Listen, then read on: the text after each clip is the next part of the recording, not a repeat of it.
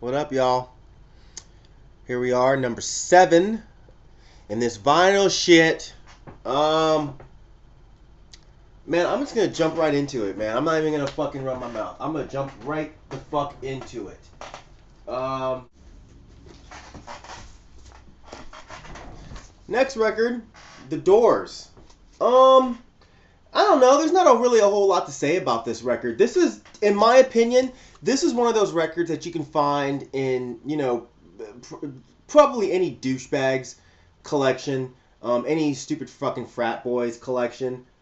But it's one of those records that is hyped up and totally justified. I think the Doors are a fucking amazing band. And I think this album is definitely great. I wish I had more Doors on vinyl, of course. I have more on CD.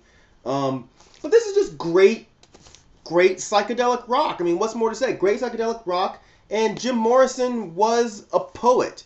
By every sense of the word, he was amazing with words. He was an eclectic, crazy human being, a totally drugged out mess of a person. But he was an artist. And listening to this record, man, I think you hear all of that in it. You hear the manic, you hear the crazy, you hear the drugs, but you also hear the art, in this record. And I don't care how fucking cliche it sounds. This is a great record. So whatever, man. Fucking Doors. Great shit. Great ass shit.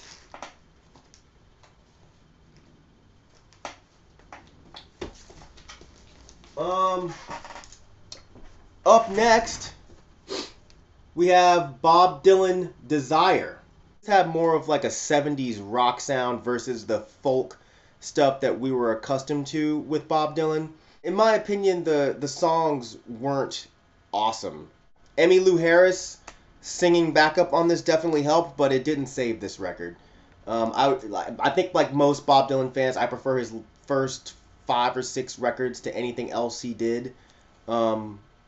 But yeah, Bob Dylan, Desire. This is right before he did Street Legal, which a lot of people see was the beginning of his downfall. But in my opinion, I think this led to his downfall. This was, in my opinion, the beginning of his downward decline.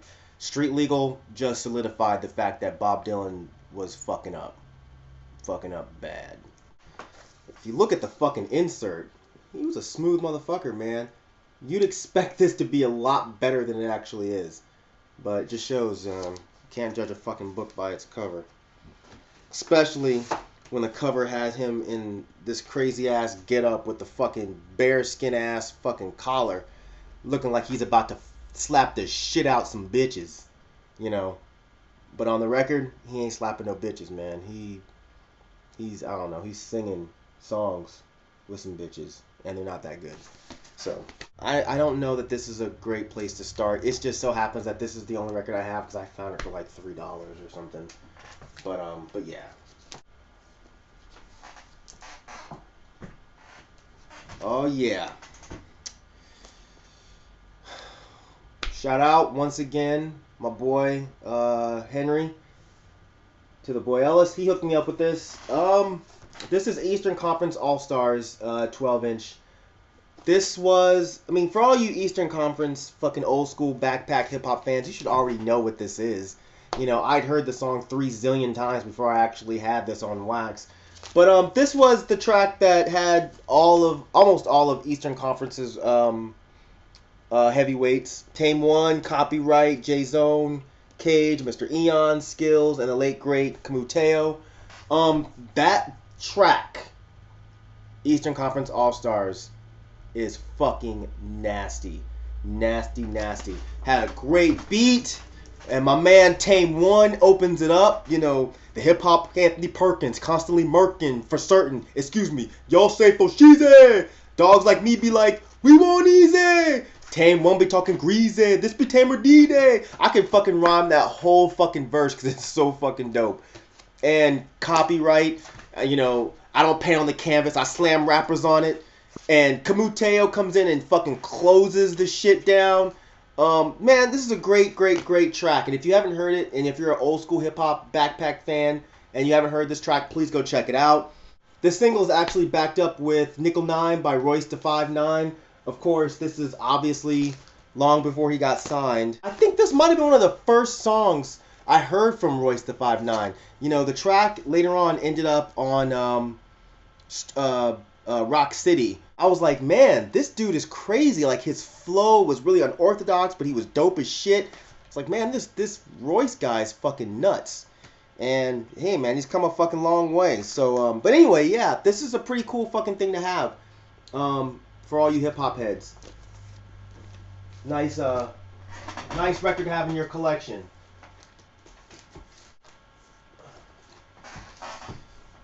Next up, this is N-Still's Fuhrer Varsha. This is a German black metal band. This record, it's pretty good. It's really fast, really aggressive, really ugly black metal. Think Marduk's Panzer Division Marduk. Think that, but not quite as fast. But just think the raw, ugly grossness of that record. But also think the monotonous sound of that record. And you pretty much have N-Still. I'll show you the really nice insert with the German soldiers, and I'll show you the insert with the nice German soldiers looking at maps. So some of you who know anything about black metal and who know anything about German imagery, yeah, your first thoughts are the same ones mine were. Fucking racist, fucking white power, NSBM bullshit. But I was very happy to find out that these guys are not NSBM. I think that they are just Germans who want to be shocking. So they do what you're not supposed to do in Germany, which is embrace that World War II imagery. But again, they did come out and say that they are definitely not Nazis. They're definitely not white power. They're definitely not NS. They think that black metal should be, non-political, which is awesome. But I still think it's kind of juvenile to use this kind of imagery, and then act like you don't understand why motherfuckers are like, well, I can't fuck with them. They're Nazis. But that leads me to my thoughts on NSBM in general. If you're a fucking NS black metal band, do us all a fucking favor, man. Just be outright with it. Put on the fucking cover of your album, I fucking hate Jews. I fucking hate niggers. I only like white people. Do that for us. So that way, we don't have to fucking buy your shit and then later on find, oh shit, you're fucking white power. Or we don't have to sit on fucking line researching, trying to find an interview where you say whether or not you like fucking Jews. Just say that shit. Be fucking outright, god damn it. Anyways, this is a good fucking record. Not amazing, not mind-blowing, not groundbreaking, but good fucking fast, aggressive, raw black metal. So if you're in the mood for that kind of shit, give it a shot. They are not white power from their own mouths, so don't get too turned off by the imagery. I think they're kind of like Douglas Pierce from Death in June. They're just juvenile fucking shock rock, enthusiasts. So, anyway. N-Still Varsha.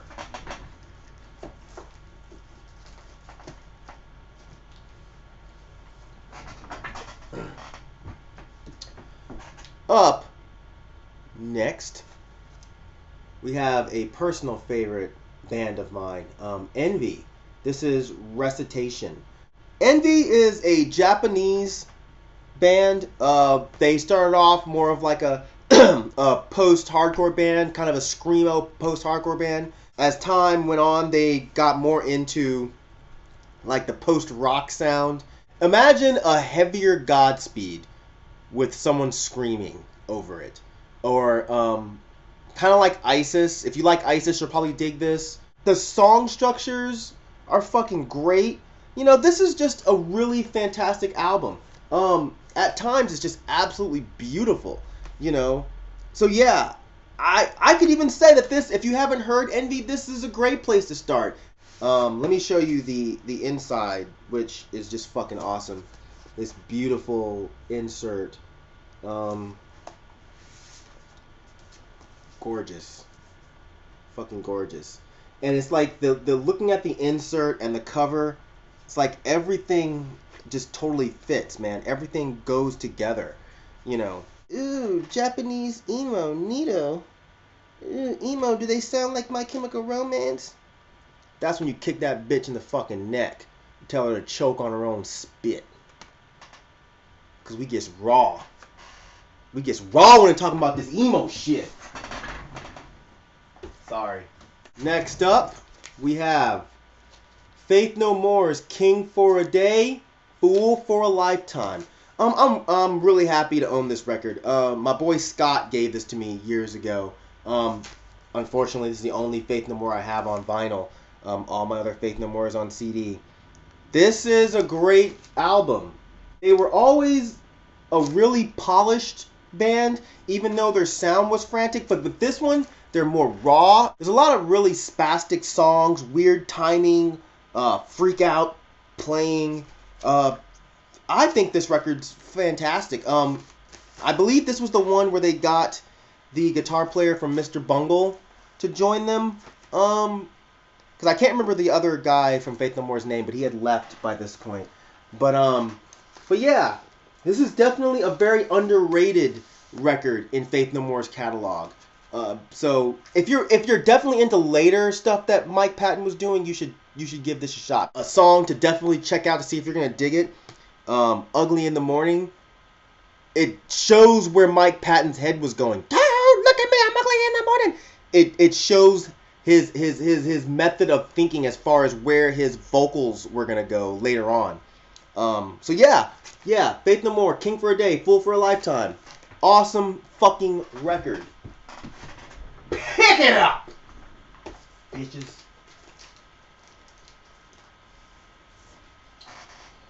Oh man.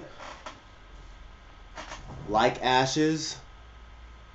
This is another one of those bands that holds a very special place for me. This is Falling Forward, Hand Me Down.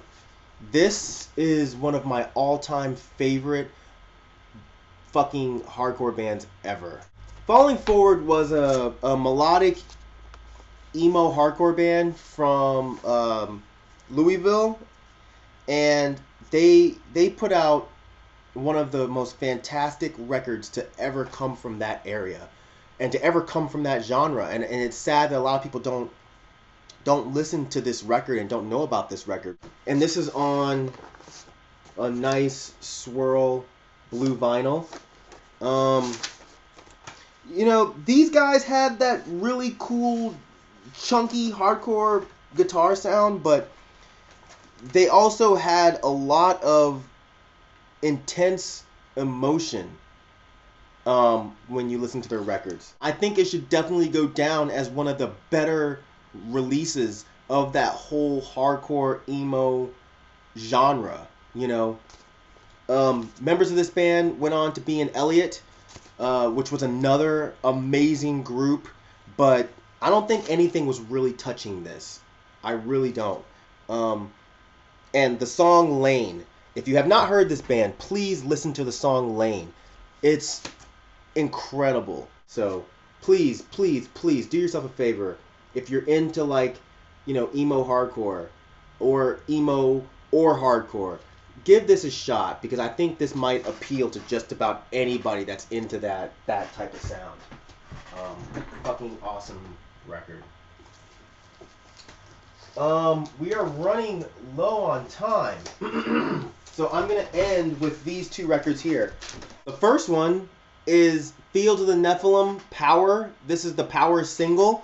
Think Sisters of Mercy mixed with like a really interesting Western twang or Western angle. This was from their album Dawn Razor. This is when they had that really dusty goth Western sound. I don't know, man. It's kind of hard to describe these guys, man. I think you just have to listen to them. But if you're into that old school goth sound, like Sisters of Mercy, or like The Mission, I think you should definitely give these guys a listen. I think you can tell by, by the cover that they were definitely into Western aesthetics, which is weird being that they were from England or the UK. But anyway, yeah, this is a great record. Great single from a great record. It's backed with Secrets and The Tower, which were not on Dawn Razor. So this is definitely a cool record to have. And the last record I'm going to show you guys is Fields of the Nephilim Psychonaut. This was from the album Elysium. This is when they kind of changed their sound just a little bit. They were still that old school goth sound. They still had a bit of the Western flavor to it, but they had toned it back just a little bit. This was a little more polished, I think. It wasn't as dirty sounding as some of the other stuff. Psychonaut is actually backed with the track Celebrate, which was a track from my favorite album again, Nephilim. But this is like a weird remix of the track, but it's not much different. It's just a little more atmospheric. There's a little more weird sounds and shit in there, but it's really not that different. Hey, fucking Modest Media texting me in the middle of my fucking video. This motherfucker ain't got no goddamn class. Not for real, that's my boy. Anyway, that's it, guys. As always, peace, bitches.